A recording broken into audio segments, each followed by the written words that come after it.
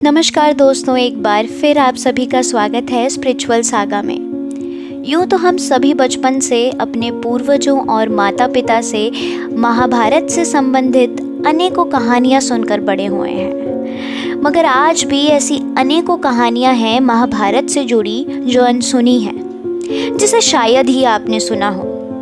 तो आइए आज की स्पिरिचुअल सागा की इस वीडियो में हम जानते हैं उन रोमांचक कहानियों के बारे में जो शायद ही आपने सुनी हो।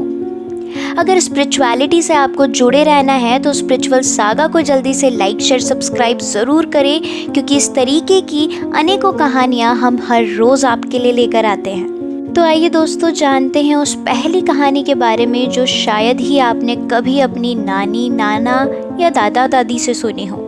जब पांडवों के पिता पांडु मरने के करीब थे तो उन्होंने अपने पुत्रों से कहा कि बुद्धिमान बनने और ज्ञान हासिल करने के लिए वे उनका मस्तिष्क खा जाएं। केवल सहदेव ने उनकी इच्छा पूरी की और उनके मस्तिष्क को खा लिया। पहली बार खाने पर उसे दुनिया में हो चुकी चीज़ों के बारे में जानकारी मिली और दूसरी बार खाने पर उसने वर्तमान में घट रही चीज़ों के बारे में जाना और तीसरी बारी में उसने भविष्य में क्या होने वाला है इसकी जानकारी प्राप्त करी। तो देखा, क्या आपने कभी इससे पहले इस तरीके की महाभारत से जुड़ी कहानी सुनी है? तो आइए जानते हैं अब दूसरी कहानी के बारे में। तो इस कहानी में हम जानेंगे द्रोणाचार्य का जन्म किस प्रकार हुआ। क्या इससे पहले आपने कभी द्रोणाचार्य के जन्म के बारे में सुना है? नहीं सुना तो इस वीडियो में बने रहे, क्योंकि हम आपको बताने वाले हैं महर्षि द्रोणाचार्य का जन्म किस प्रकार हुआ। दरअसल महर्षि द्रोणाचार्य के पिता महर्षि भारद्वाज थे और उनकी माता एक अप्सरा थी। एक दिन महर्षि भारद्वाज गंगा किनारे स्नान करने गए थे और उन्होंने वहाँ एक अप्सरा नहाते हुए देखी। उनकी खूबसूरती को देख महर्षि मंत्रमुग्ध हो गए और उनके शरीर से एक शुक्राणु निकला, जिसे ऋषि ने एक मिट्टी के पात्र में जमा करके अंधेरे में रख दिया और इसी से जन्म हुआ द्रोणाचार्य का। तो आइए अब जल्दी से बढ़ते हैं उस तीसरी कहानी के बारे में जो शायद ही आपने कभी सुनी हो। महाभारत की ये तीसरी अनसुनी कहानी निर्भर है एक प्रेमी जोड़े के ऊपर। अभिमन्यु की पत्नी वत्सला बलराम की बेटी थी। अभिमन्यु और वत्सला में अत्यंत प्रेम था, परंतु बलराम चाहते थे कि वत्सला की शादी अभिमन्यु से न होकर दुर्योधन के बेटे लक्ष्मण से हो। मगर वत्सला और अभिमन्यु का एक दूसरे से प्यार इतना ज़्यादा था कि अभिमन्यु ने वत्सला को पाने के लिए घटोत्कच की मदद ली। घटोत्कच ने लक्ष्मण को इतना डराया कि उसने कसम खा ली कि वह पूरी जिंदगी कभी शादी नहीं करेगा। तो आइए दोस्तों, अब जल्दी से आगे बढ़ते हैं उस चौथी कहानी के बारे में जानने के लिए जो शायद ही आपने कभी किसी से सुनी हो। यूँ तो हम सभी जानते हैं कि महाभारत की जंग पांडवों और कौरवों के बीच थी और पांडवों में सहदेव के पास भविष्य देखने की शक्ति थी, जो कि उन्होंने अपने पिता के मस्तिष्क को खाकर प्राप्त की थी।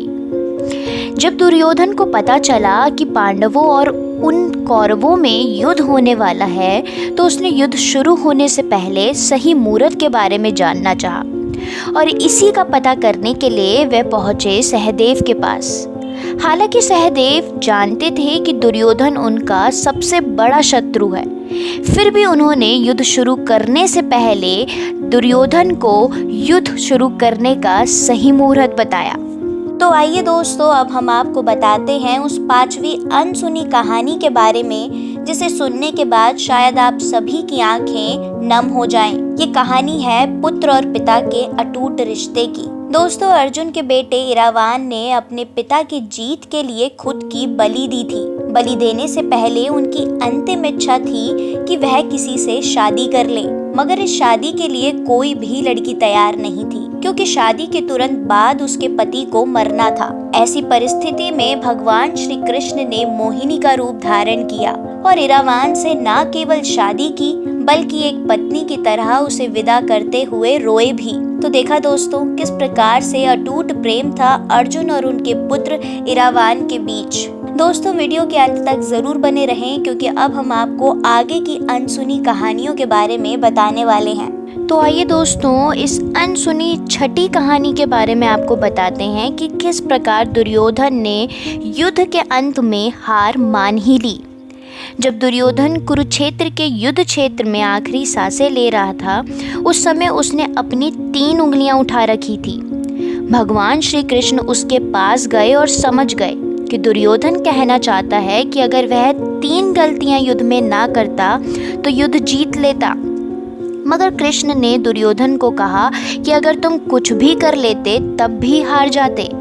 ऐसा सुनने के बाद अंत में दुर्योधन ने अपनी 3 उंगलियां नीचे कर दी और यह साबित कर दिया कि वह अंत में हार मान ही चुके हैं। तो आइए दोस्तों, अब हम आपको बताते हैं महाभारत की उस आखिरी और 7वीं अनसुनी कहानी के बारे में, जो कि हमें सीख देती है कि एक अच्छी मित्रता की नींव होती है विश्वास। दोस्तों, यूँ तो हमने कर्ण और दुर्योधन की मित्रता के अनेकों किस्से सुने हैं, तो आइए आज हम आपको एक और किस्से के बारे में बताते हैं। एक बार कर्ण और दुर्योधन की पत्नी दोनों बैठकर शतरंज खेल रहे थे और इस खेल में कर्ण की जीत हो रही थी। तभी भानुमति ने दुर्योधन को आते देखा और उनको देखकर खड़े होने की कोशिश की। दुर्योधन के आने के बारे में कर्ण को नहीं पता था और जैसे ही भानुमति ने उठना चाहा, कर्ण ने उनका हाथ पकड़कर रोकने की कोशिश की, मगर भानुमति के बदले उनके मोतियों की माला उनके हाथ में आ गई और टूटकर बिखर गई। तब तक दुर्योधन कमरे में आ चुके थे, मगर दुर्योधन को देख भानुमति और कर्ण डर से थर्रा उठे, क्योंकि उन्हें लगा कि दुर्योधन कहीं उनको गलत ना समझे। मगर दुर्योधन को कर्ण पर पूरा विश्वास था और उन्होंने सिर्फ कहा कि गिरे हुए मोतियों को उठा लो। तो देखा दोस्तों, किस प्रकार कर्ण और दुर्योधन की मित्रता अटूट थी और दोनों को एक दूसरे पर पूरा विश्वास था, और इसे ही कहते हैं सच्ची मित्रता। तो देखा दोस्तों, आज हमने जाना उन 7 अनसुनी कहानियों के बारे में जिसे ना ही हमने कभी अपने माता पिता से सुना था और ना ही अपने पूर्वजों से। इस तरीके से आप स्पिरिचुअलिटी से जुड़े रहेंगे अगर आप फॉलो करेंगे स्पिरिचुअल सागा को।